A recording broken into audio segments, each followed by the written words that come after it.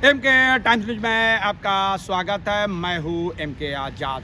Dhanbad bar association का आज पहला पेन डाउन स्ट्राइक सामने आया और पूरी मुस्तैदी के साथ आज अधिवक्ताओं ने अपने को न्यायिक कार्यों से अलग रखा और धनबाद में एक नई रणनीति के तहत में धनबाद नगर निगम चुनाव के प्रत्याशी होने वाले को पूरी तरह से अलग थलग करने की कोशिश की है। उनके पत्रों को भरने के लिए एफिडेविट की जो ज़रूरत होती है उससे वो साफ इनकार करते हुए नजर आ रहे हैं। लेकिन बड़ा महत्वपूर्ण यह है कि यह स्ट्राइक कितने दिनों तक चलेगी और इससे क्या क्या नुकसान होने वाले हैं और प्रशासन क्यों नहीं इन मामलों को लेकर सुनवाई कर रहे हैं और जिस दीवार को लेकर इतना विवाद आगे बढ़ा वह असली कारण इसके क्या हैं, ये तमाम चीज़ों को आज हम टटोलने की कोशिश करते हैं। तो चलिए मिल लीजिए पूर्व के कोषाध्यक्ष धनबाद बार के मेघनाथ प्रवानी से, वरीय अधिवक्ता हैं। वो इस मामले को किस नज़रिया से देखते हैं और तमाम सवालों के साथ उत्तर देने के लिए वो तैयार बैठे हैं। तो चलिए मिल लेते हैं मेघनाथ प्रवानी से और उनके बातों को टटोलते हैं। सर, बार में पेन डाउन स्ट्राइक अनिश्चितकालीन के लिए हो गया। ऐसे मामले को आप किस संदर्भ में देखते हैं और इसके लिए दोषी कौन कौन लोग हैं और इस पर क्या कार्रवाई होनी चाहिए, पूरी स्पष्ट करने की कोशिश करें सर। देखिए, ऐसा है कि हम अधिवक्ता बंधु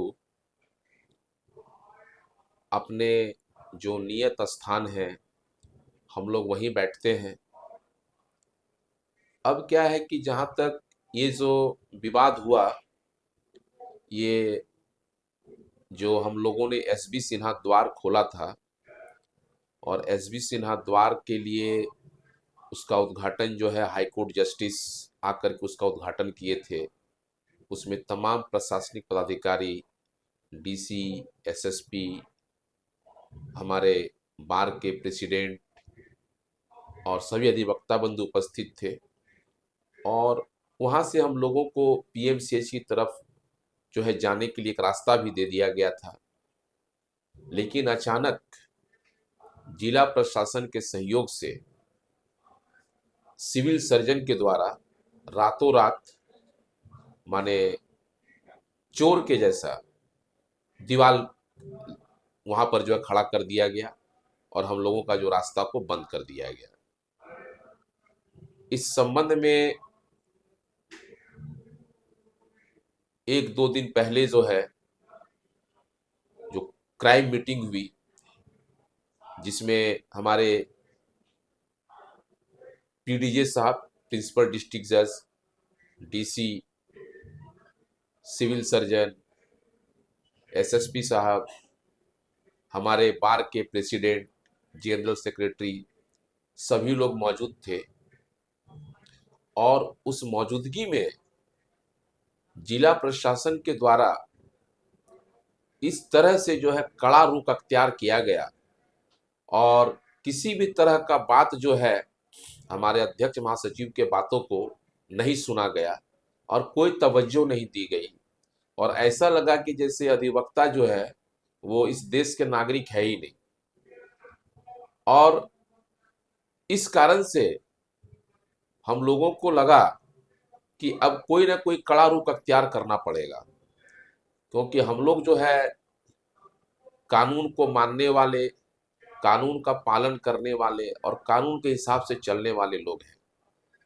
लेकिन होता यह है कि जब कोई आपकी बात नहीं सुनता है, समझने की कोशिश नहीं करता है, तब आपको कुछ ना कुछ तो कड़ा निर्णय लेना पड़ेगा। सर, वर्तमान की कमेटी का दोष है कुछ अधिवक्ताओं का, जिस तरह का एक्शन पहले दीवार लगने के टाइम में अगर कमेटी ले लेती शायद वो दीवार नहीं लगता। ये तो इस संबंध में क्या आपका नहीं, ये बात तो बिल्कुल सही है कि तात्कालिक कार्रवाई अगर किया जाता हमारे वर्तमान कमेटी के द्वारा, तो मुझे लगता है कि वो दीवार जो है वो नहीं लगता और उसको रोका जा सकता था। दीवार लगने का इंतजार किया गया है क्या सर?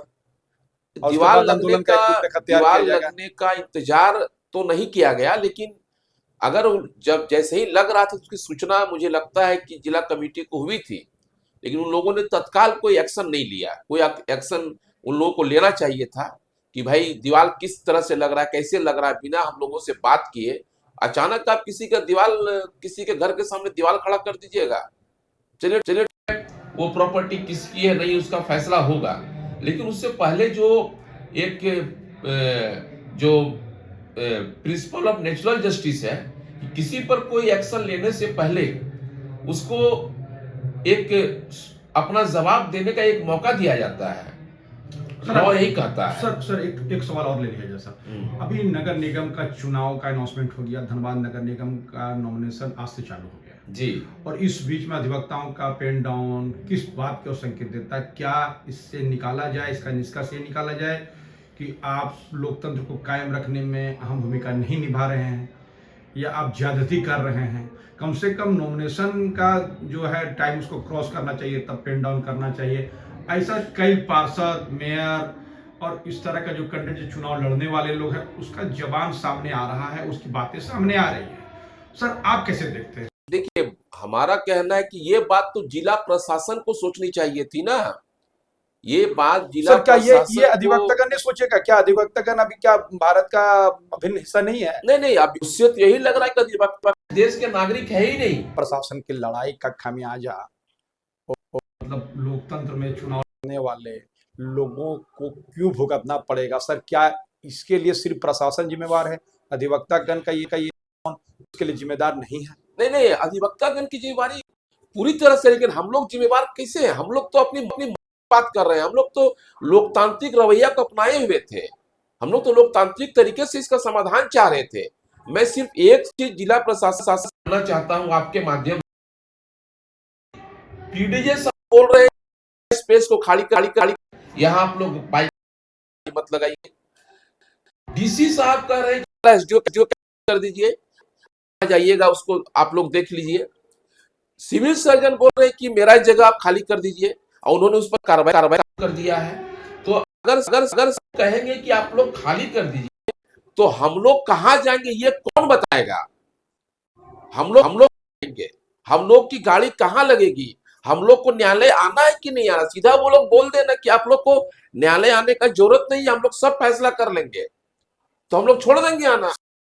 सवाल के साथ आपको मतलब ये करने में ज्यादा कीमती समय सर एक बात और पूछना चाहते हैं। अध्यक्ष और महासचिव के बीच में जिच कायम हो गया है, इसको लेकर भी ये दीवार का जो मामला आया है इसमें दोनों की लड़ाई का एक अहम भूमिका मानी जा रही है।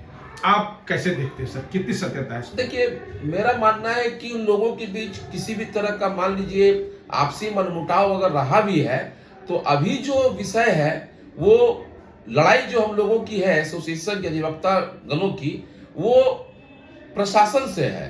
तो मैं समझता हूं कि प्रशासन से हमें लड़ना है, तो मैं नहीं समझता हूं कि अध्यक्ष और महासचिव एक दूसरे के प्रति किसी तरह का जो है मतभेद या मनभेद रखेंगे और अभी एक साथ। सर कल फर्स्ट मीटिंग में ऐसे अध्यक्ष बोलने लगे, कुछ लोग विरोध करने लगे, बताया जा रहा था वो लोग महासचिव के आदमी थे। कैसे कह सकते हैं कि अंदर खाने की लड़ाई नहीं है? कुछ जो है ना, कुछ लोग हैं जो थोड़ा अतिवादी है और अपने आप को ज्यादा शो ऑफ करना चाहते हैं। उनके लिए बार का हित मायने नहीं रखता है, उनके लिए रखता है कि हमें अपना फेस को कैसे दिखाना, लाइट में लाना है कि मैं ये हूं और मैं वो हूं। मैं नहीं कह रहा कि कौन किसका आदमी है और नहीं है, लेकिन जो भी किया गया, जो भी दुर्व्यवहार किया गया उनके साथ, वो पूरी तरह से गलत था, पूरी तरह से गलत था।